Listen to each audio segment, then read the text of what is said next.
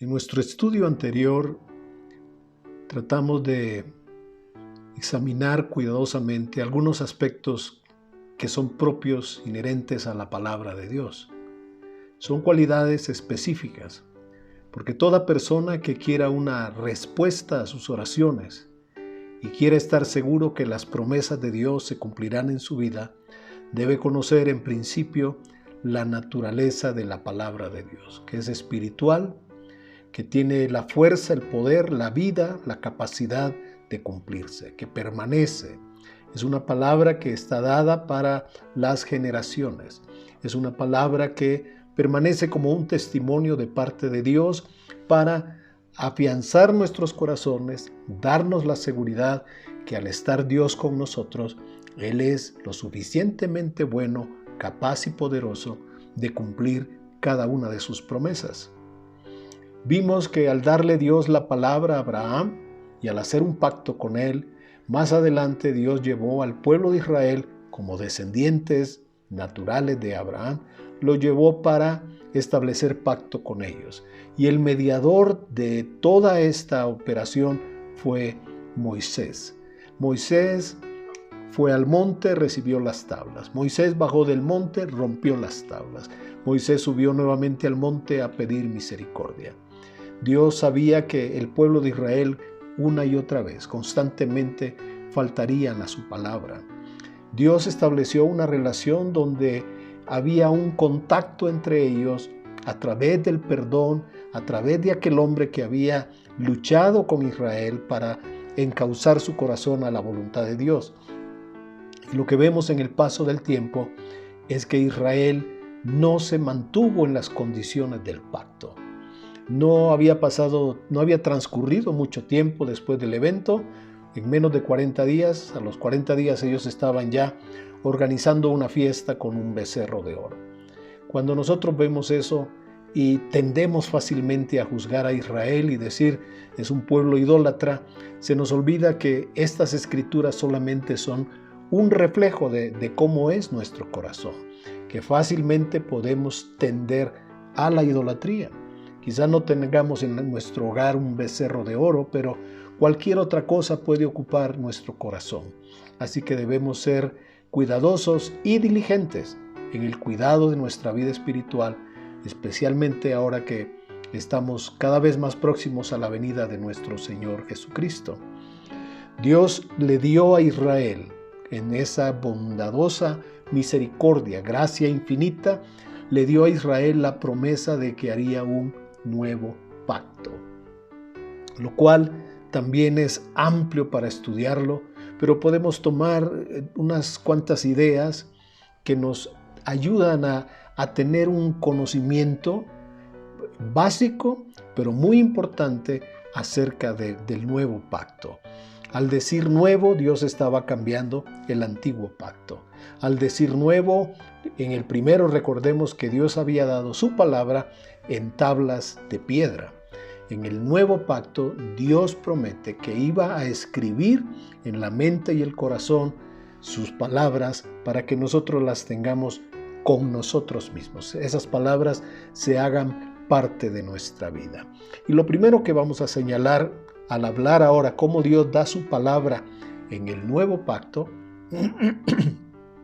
es que nuestro Señor es la ofrenda perfecta por el pecado. Lo que ahora decimos lo debemos contrastar con el antiguo pacto.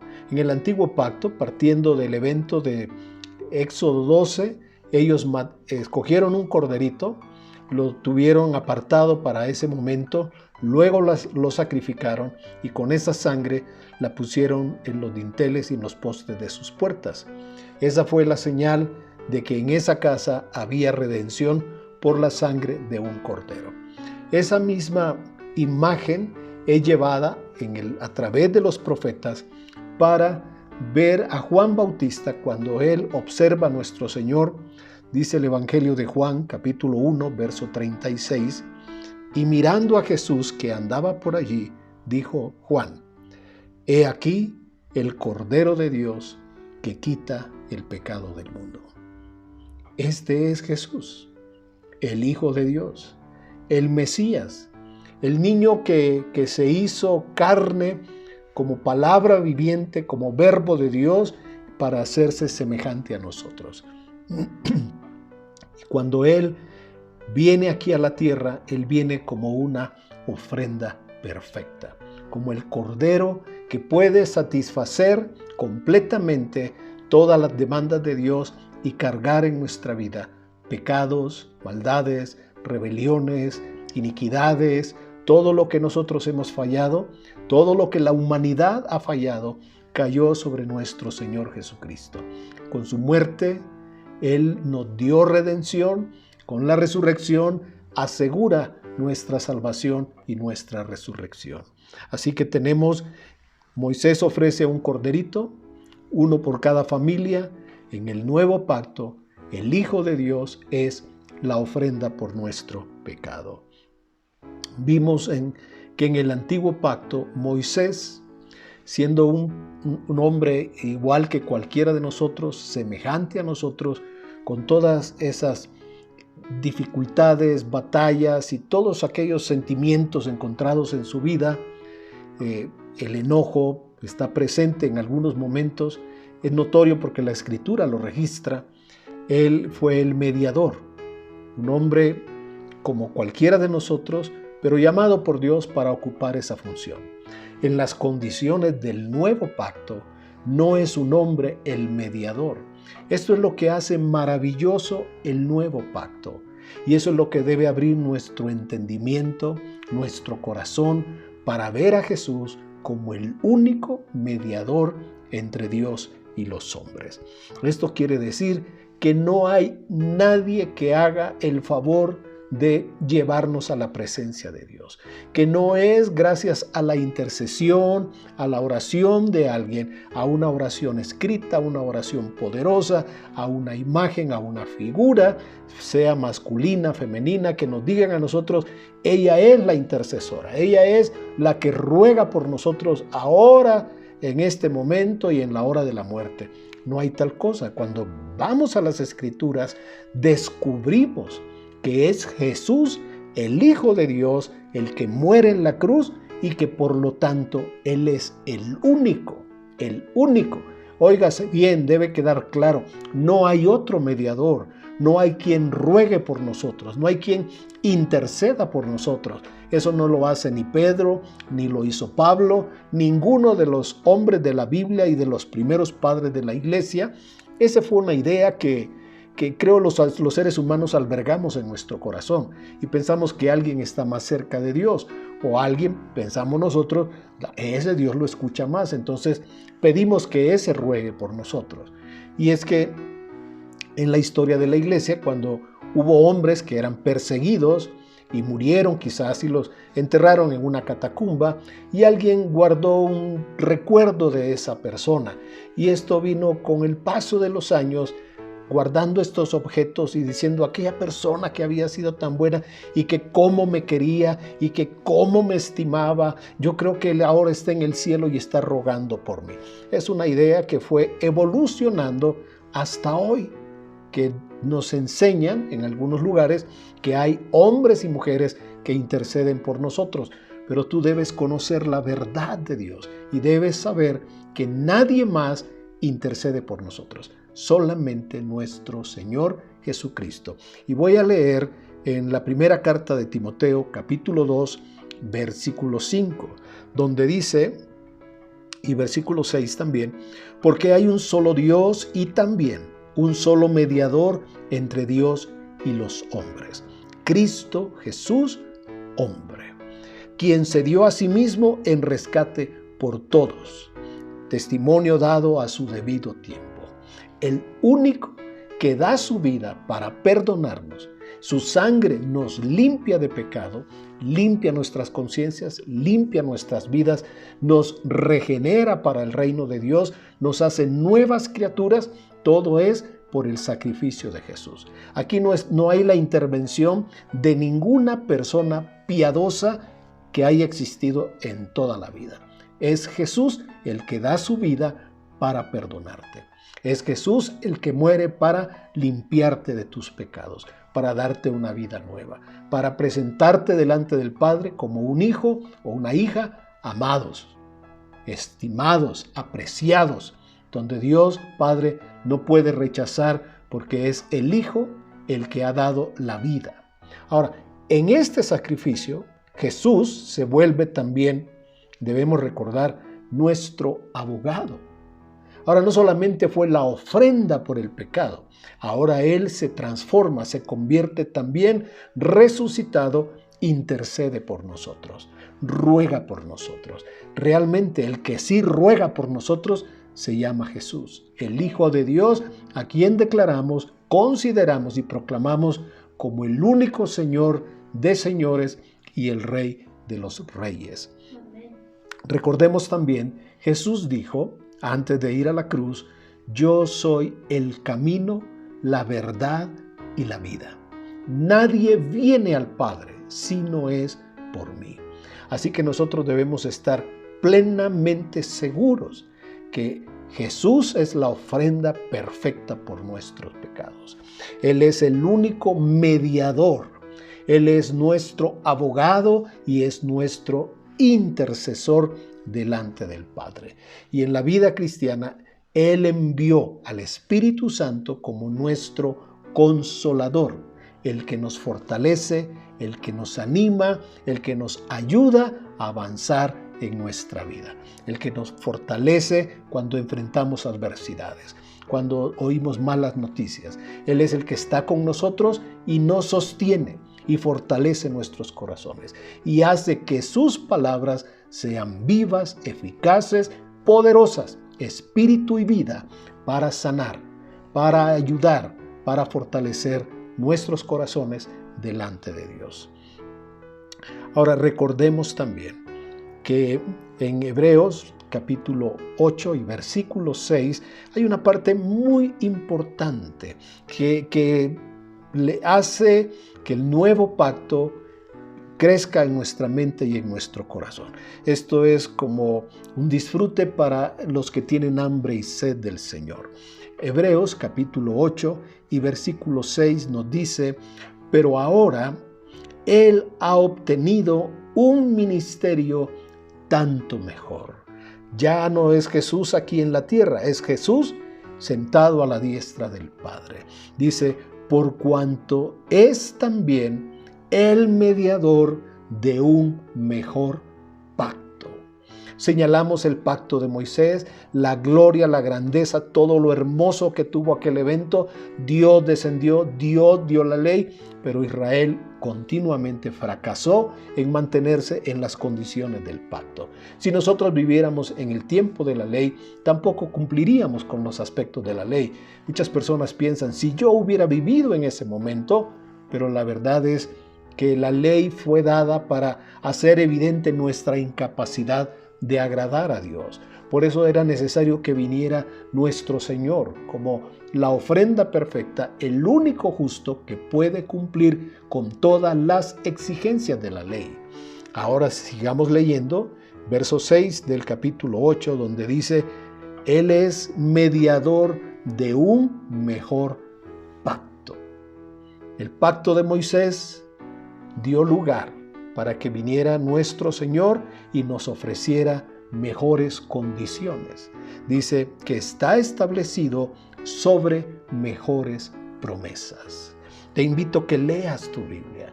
Te invito a que abras tu corazón a estas palabras y seas impactado poderosamente por la palabra, señalando que ahora nosotros tenemos mejores promesas. Si todas las buenas promesas del Antiguo Testamento fueran dadas a nosotros en este momento, faltarían ciertos elementos que solamente el Señor ofreció y que nos puede dar. El hombre que murió junto a la cruz y se arrepintió, él conocía la ley, él sabía que había fallado y él sabía que no era digno. Por eso apenas rogó y dijo, Señor, cuando tú vengas, acuérdate de mí. El otro, frente a la gracia, perdió la oportunidad. Jesús le extendió gracia, perdón y misericordia y le aseguró: hoy estarás conmigo en el paraíso. La gracia cubre. El Señor cubre nuestra necesidad. Él es nuestro pariente, Él es nuestro hermano, Él es nuestro ayudador, es nuestro cordero, es la ofrenda por nuestros pecados. Él es el mediador, es el abogado. Si alguno ha cometido pecado, dice, abogado tenemos para con el Padre. Y Él está a la diestra del Padre intercediendo por nosotros. Así que ahora nos dice el libro de Hebreos que Él tiene un ministerio mejor, que Él es mediador de un mejor pacto. Moisés cumplió su ministerio, pero de Jesús, Dios Padre dijo: este es mi Hijo amado en quien tengo contentamiento. Moisés, con toda la fidelidad que tuvo, y el Espíritu Santo señala que Moisés fue fiel en toda la casa de Dios, sin embargo, en un arranque de ira, en un momento de enojo, perdió la oportunidad de entrar a la tierra prometida y el Señor le dijo: no entrarás. Así que Moisés perdió la oportunidad de entrar a la tierra prometida por aquella falla de su carácter. Era muy enojón. Quizás como algunos de nosotros, solo que a nosotros nos agrada pensar que Moisés era más enojón y que pues él sí tuvo esta peor parte, pensando que nosotros no tendremos consecuencia, pero la misma Biblia nos dice que el enojo, la ira, puede matar a una persona. Volviendo al texto, Él tiene un ministerio mejor, es mediador de un mejor pacto, y este nuevo pacto está establecido sobre mejores promesas, porque si lee detenidamente el antiguo pacto, nunca consideró la promesa de la vida eterna, nunca consideró la salvación. Los más justos en Israel aspiraban a alcanzar esa salvación. Ellos sabían que no eran justos, pero trataban de ajustar su vida lo más que podían a la voluntad de Dios. Que en lo profundo de su corazón no hubieran malos sentimientos. Tratar de cumplir era la aspiración de todos en la antigüedad. Pero ahora nosotros tenemos a nuestro Señor que muere por nosotros, siendo pecadores, siendo personas reprobadas por Dios y siendo personas enemigos de Dios en nuestra mente y en nuestras acciones. El Señor nos extendió la gracia y el perdón a través de su palabra, a través del mensaje de la gracia. Y ahora Dios nos dice que nos ama, que nos toma por hijos, que nos hace miembros de su familia, que somos aceptados delante de Él, que somos perdonados y que tiene buenos planes para nosotros. Él ha establecido mejores promesas para nosotros, porque incluyen no solamente el hacer de nuestra vida algo bueno, grato delante de Él, que somos preparados para buenas obras, sino también darnos salvación y vida eterna. Creo que todos nosotros debemos aspirar al cumplimiento de estas promesas y tener una perspectiva adecuada, correcta, acerca del momento que vivimos. Ciertamente Dios nos socorre, nos ayuda, está como nuestro pronto auxilio, nos ayuda en las tribulaciones, es nuestro socorro y nuestra ayuda y esperanza frente a cualquier adversidad. Sin embargo, muchas personas no toman en cuenta todo lo que el Señor hizo para ayudarnos y salvarnos. Y se nos recomienda que no menospreciemos una salvación tan grande. Esto nos debe llevar a nosotros, considerando cómo la palabra de Dios es tan especial, es viva, eficaz, poderosa, es espíritu, es vida, permanece, es activa, es enérgica, tiene toda la fuerza, capacidad, hace lo que Dios quiere. Y vemos que Dios nos ha llevado, ahora lo entendemos porque podemos ver hacia atrás cómo del pacto de la ley nos ha llevado al pacto de la gracia, donde ahora es Jesús el Cordero y el mediador. Y esto nos lleva adentrándonos en la palabra para que consideremos que estas palabras, que son vivas y eficaces, están escritas para nuestra enseñanza, para nuestra edificación y como la respuesta de Dios para todas nuestras necesidades. Esto nos lleva al punto que habíamos mencionado antes, donde necesitamos nosotros hacer una diferencia entre el logos y el rema. Y es que para definir, vamos a hacer como una repetición, para definir la palabra, en el griego se decía logos y también rema, pero hay una gran diferencia entre ellos. Incluso cuando vamos a la escuela, en algún momento nos van a decir que la biología es el estudio, el logos, el tratado de bios, de la vida, que la psicología, en principio, es el estudio de la mente. El concepto ha ido evolucionando, pero cuando surge la palabra, se considera como el estudio, el tratado. Logos es eso, es la palabra en la totalidad y en la cabalidad. Cuando hablamos de todas las escrituras, es logos. Cuando hablamos de la palabra escrita, es el logos. Pero lo que recordamos es cuando el Evangelio de Juan nos dice que en el principio era el Verbo, y el Verbo era con Dios, y el Verbo era Dios. Y el Verbo, aquel Verbo, se hizo carne y habitó entre nosotros, y vimos su gloria, dice Juan. Entonces, la palabra logos habla de la totalidad del libro, del absoluto de la palabra de Dios, mientras que rema es una palabra específica. Es una palabra que Dios le da a una persona en un momento especial, bajo ciertas condiciones, porque en ese momento la gloria de Dios va a responder a la necesidad de esa persona. Muchas veces nosotros como hijos de Dios estamos acostumbrados a la Biblia y la leemos tal vez con los oídos pesados, con un corazón cargado de problemas, de ansiedades, de preocupaciones, y no hemos permitido que esa palabra impacte nuestro corazón. Pero nuestra vida en realidad depende de oír y obedecer los remas de Dios. Vamos a decirlo de esta manera, los remas de Dios. Esas palabras que en específico el Señor nos quiere dar a nosotros. Te voy a dar un ejemplo. Una persona que nunca lee la Biblia o la lee de una forma muy superficial. Cuando tiene problemas, pues abre la Biblia al azar y de ahí trata de buscar algo que lo ayude. Pero es diferente cuando una persona ha estudiado la Biblia, cuando una persona ha dedicado su tiempo, ha invertido su vida en las Escrituras, en meditarlas, en leerlas, hace un esfuerzo para memorizarlas, hace un esfuerzo para guardarlas en su corazón, las ama, no solamente cree la Biblia, sino que ama las Escrituras.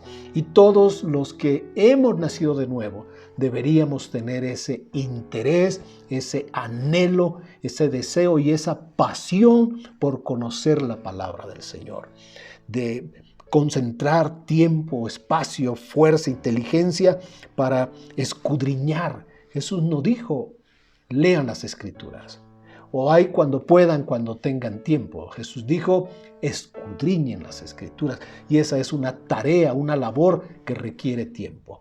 Escudriñar es semejante a lo que hacen los mineros.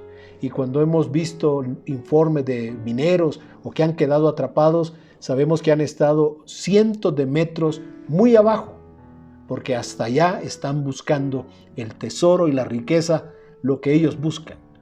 Así nosotros debemos hacer un esfuerzo y penetrar las Escrituras, ir más al fondo, pedir al Espíritu Santo que nos ilumine, que nos enseñe, que nos muestre sus caminos, que en todo este proceso nuestra vida sea enriquecida, bendecida, fortalecida por su palabra. Dije entonces hace un momento que nuestra vida depende de oír y obedecer los remas de Dios. Y quiero darte unos ejemplos. El primero es que necesitamos la palabra de salvación. Y vamos a tener la lectura en Romanos capítulo 10, versículo 8 y 9. Y la Escritura dice de esta manera: Mas que dice: cerca de ti está la palabra, en tu boca y en tu corazón.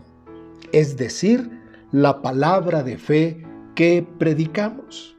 Que si confiesas con tu boca a Jesús como Señor por Señor y crees en tu corazón que Dios le resucitó de entre los muertos, serás salvo. Nuestra fe descansa en aquella aceptación de la proclamación. Ahora, tú no tendrías por qué creerme. Tú podrías decir, bueno, eso yo lo voy a analizar por mi cuenta. Y te invito. En realidad, me gustaría que tomaras una concordancia, que fueras un poquito más a los versículos, y recomendamos una concordancia exhaustiva, que es la de Strong, donde él hizo el estudio de cada palabra. Son 35 años invertidos por una persona para analizar cada palabra. Al verla en el hebreo y en el griego, la investigación lo llevó a decir: esta palabra está escrita de esta forma en tal tiempo y tiene este significado. No puedes hacer a un lado 35 años de investigación, de estudio, para que tú lo tengas en la facilidad, a veces de una Biblia que la puedes tener en la computadora o en tu celular. Pues investiga, porque estas palabras que están aquí en Romanos 10, en la primera parte, donde dice: cerca de ti está la rema, en tu boca y en tu corazón. Es decir, la rema de fe que predicamos.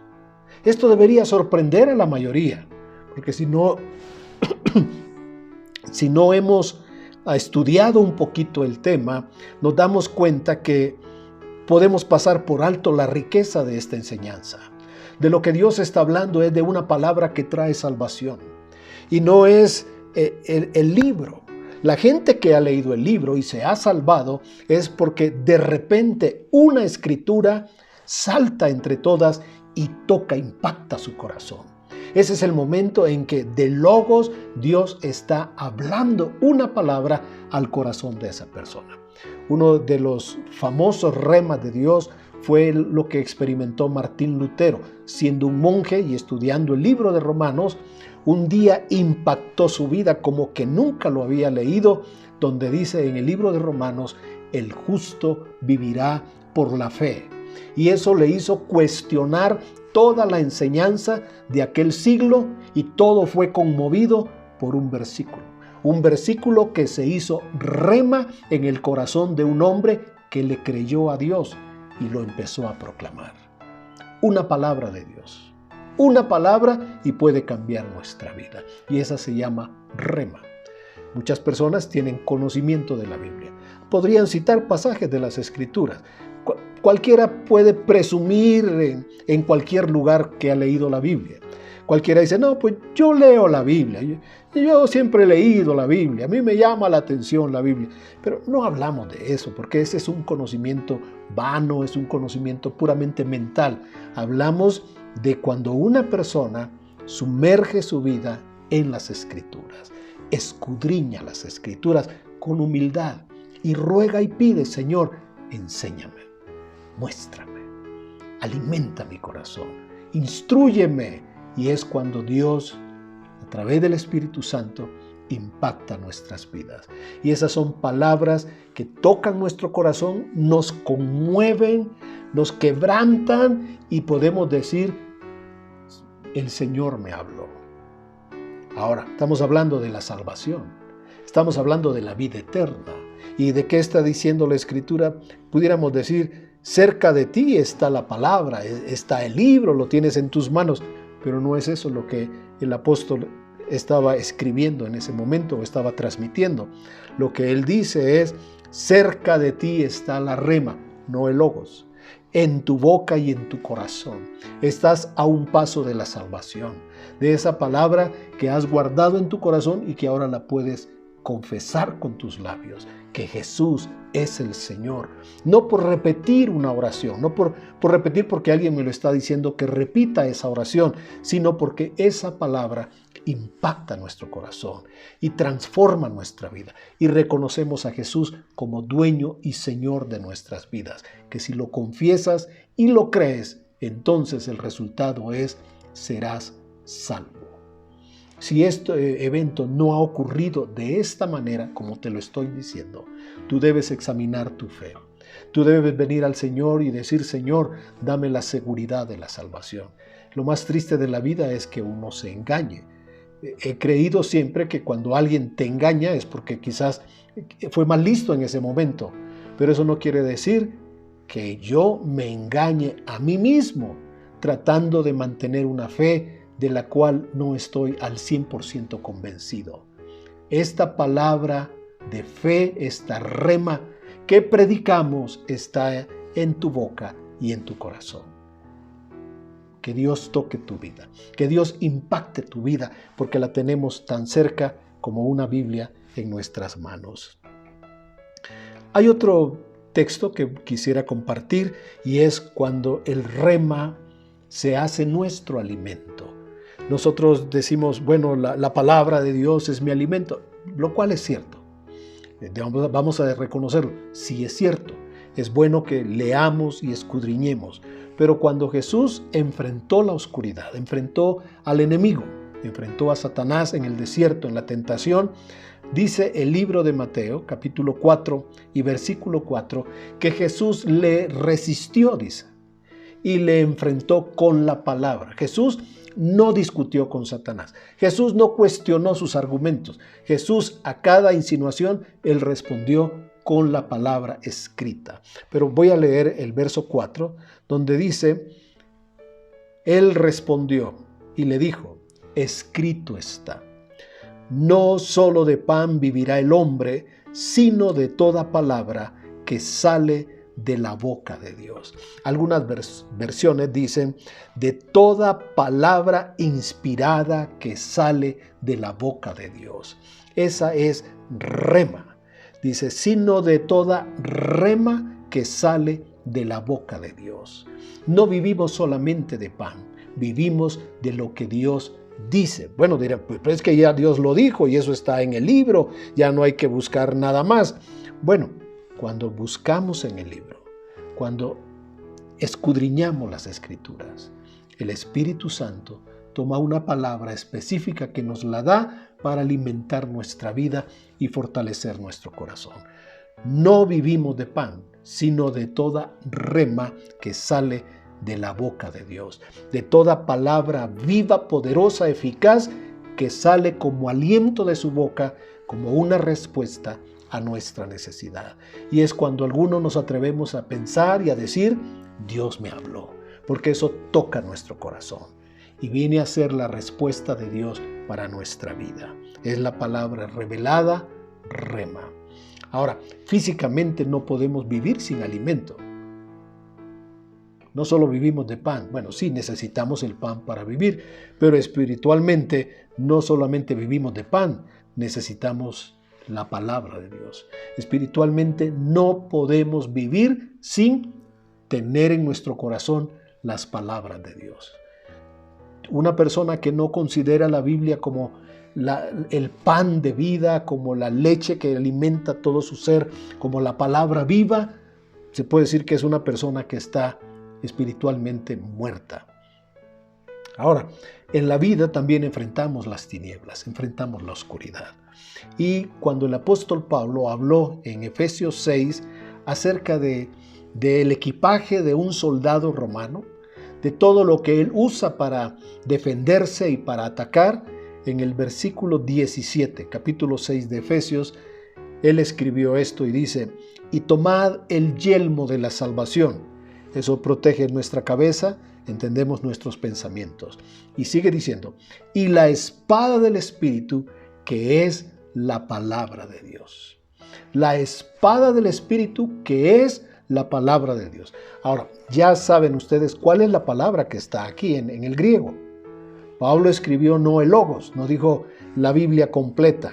Cuando alguien dice: aquí traigo la espada del Espíritu, bueno, no es así. Lo que es la espada es la palabra rema. La palabra que Dios ha puesto en tu corazón, que Dios te lo ha dado, que Dios te lo habló a ti específicamente frente a esas circunstancias y que tú puedes usar contra el enemigo. Y que puedes decir, pero Dios dice en su palabra, pero Dios me ha dicho a mí, pero el Señor me habló a mí. El Espíritu Santo trajo esta palabra, trajo esto para hablar a mi corazón. Así que de esa manera nosotros podemos definir que Dios nos ha hablado. La gente dice, Dios ya no te puede hablar. ¿Por qué? Porque ya tienes el libro. Entiéndelo, Dios no habla, ya te dio el libro. Tenemos que entender esta parte de la Escritura. Dios ya nos dio el Logos.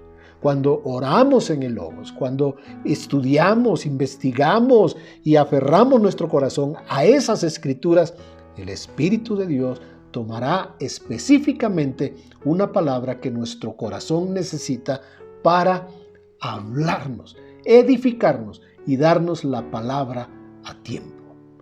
Lo que cada uno de nosotros necesita es el rema de Dios. Así que ya lo vimos para la salvación, lo vemos como el alimento de nuestro espíritu, de nuestra alma, y lo vemos como aquella palabra que puede ser espada en nuestro corazón y que al hablarla podemos declarar lo que Dios ha dicho y resistir las tinieblas. Cuando se nos presenta al Señor Jesucristo en el libro del Apocalipsis, dice que hay una espada que sale de su boca. Bueno, es la palabra, que es como una espada que corta, que destruye a los adversarios. La palabra del Señor hace que sus enemigos huyan. Lo que Él dice y serán esparcidos. Es la palabra rema, es la palabra que sale con poder de su boca y que sale del Espíritu para impactar nuestro corazón. Ahora, vamos a terminar y quisiera dar un ejemplo y voy a pedir que todos estén muy atentos, por favor, porque les voy a invitar a leer en el Evangelio de Lucas, en el capítulo 5. Aquí tenemos que Jesús estuvo ministrando y después le dice a Pedro que bogue un poquito más mar adentro, le dice. En el versículo 4, dice, cuando el Señor terminó de hablar, le dijo a Simón, boga mar adentro y echad vuestras redes para pescar. Pedro responde como un pescador experimentado, responde de esta manera. Respondiendo Simón le dijo, maestro, o sea, tú sabes de carpintería, yo de pesca, más o menos. Maestro, eso cuando tú le das una palabra a alguien y te quieren corregir y te das cuenta que no la están recibiendo. Pedro dice, maestro, toda la noche hemos estado trabajando. Los peces en la oscuridad suben a la superficie y es cuando es fácil pescarlos. Y dice, y nada hemos pescado, mas en tu palabra echaré la red. Y habiéndolo hecho, encerraron gran cantidad de peces y su red se rompía. Ahora quiero hacer rápidamente una pregunta y por favor quiero que colabores conmigo. Te haré esta pregunta. ¿Pedro le obedeció al Señor?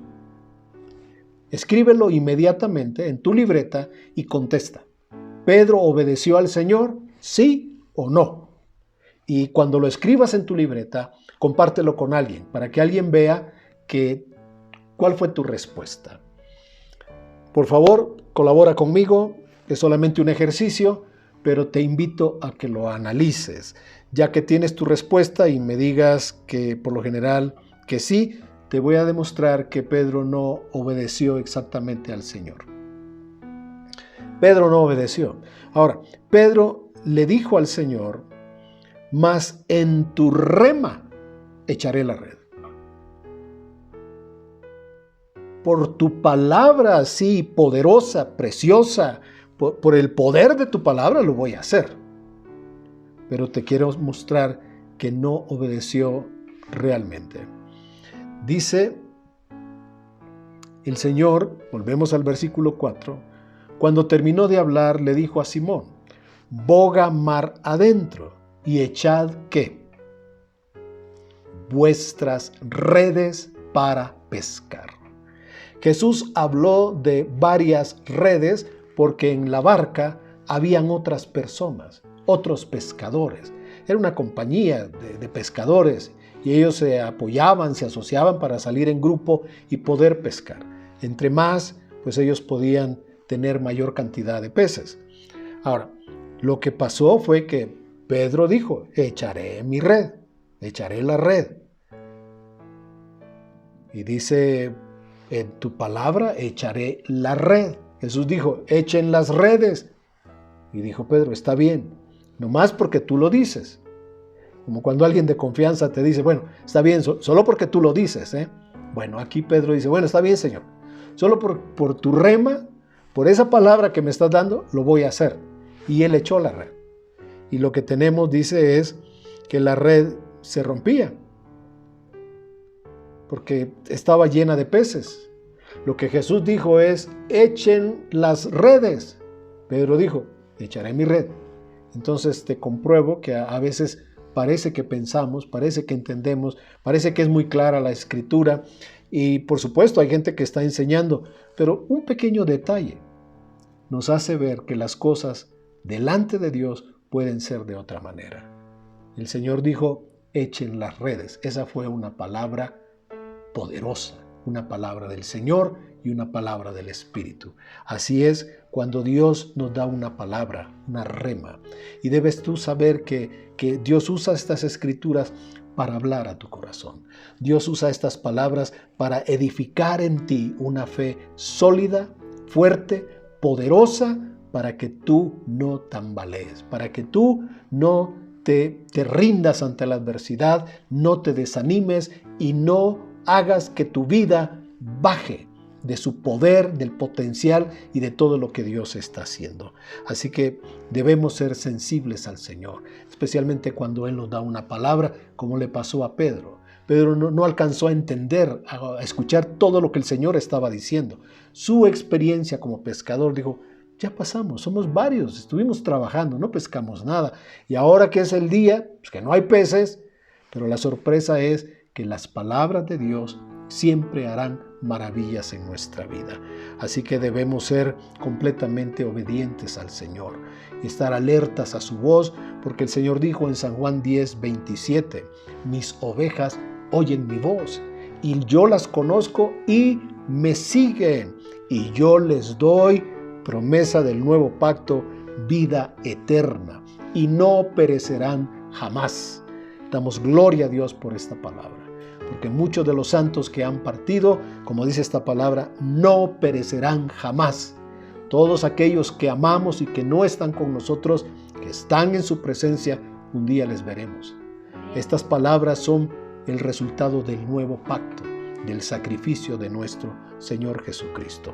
Y te invito a que oremos, porque necesitamos un corazón dispuesto para el Señor, un oído sensible, una actitud reverente ante el Señor, humilde, para que Él nos enseñe, y debemos estar alertas a lo que Él nos dice y dispuestos a obedecer todo lo que nos está diciendo. Oremos entonces. Padre, te damos gracias, porque ahora has traído nuestras vidas de un desierto a la frescura de un nuevo pacto. No estamos bajo el mediador de la ley, Moisés, nuestro Señor, nuestro Rey, aquel que se hizo carne, aquel que habitó entre nosotros, el Cordero de Dios que quita el pecado del mundo, el que murió en la cruz para perdonar nuestros pecados, el que derramó la sangre para limpiarnos de toda maldad. Ahora nos ha asegurado vida eterna, el increíble y maravilloso privilegio de ser llamados los hijos de Dios. Y oro en el nombre de Jesús, que nuestros espíritus sean avivados por tu palabra, que nuestros corazones sean realmente conmovidos por el poder que tienen tus palabras, Señor, para salir de Logos y vivir en el rema, vivir en la revelación, vivir en el entendimiento, vivir en la palabra fresca que tú hablas al corazón de tus hijos. Oro, Señor, en el nombre de Jesús, ayúdanos. Necesitamos en este momento, en este tiempo, oírte a ti, Señor. Oír tu voz y decir: qué bueno es el Señor que no me ha dejado. Qué bueno es el Señor que ha renovado un pacto de vida, de perdón y de misericordia. Te damos las gracias, Padre, en el nombre precioso de tu Hijo nuestro Señor Jesucristo. A Él le damos la gloria y la honra, porque le creemos como Señor, el único Señor, el único Salvador, el único Rey de Reyes y Señor de Señores. Y en su nombre oramos, y todo lo que oramos lo pedimos para tu gloria. En el nombre de Jesús decimos todos: amén. Amén. Estamos de acuerdo.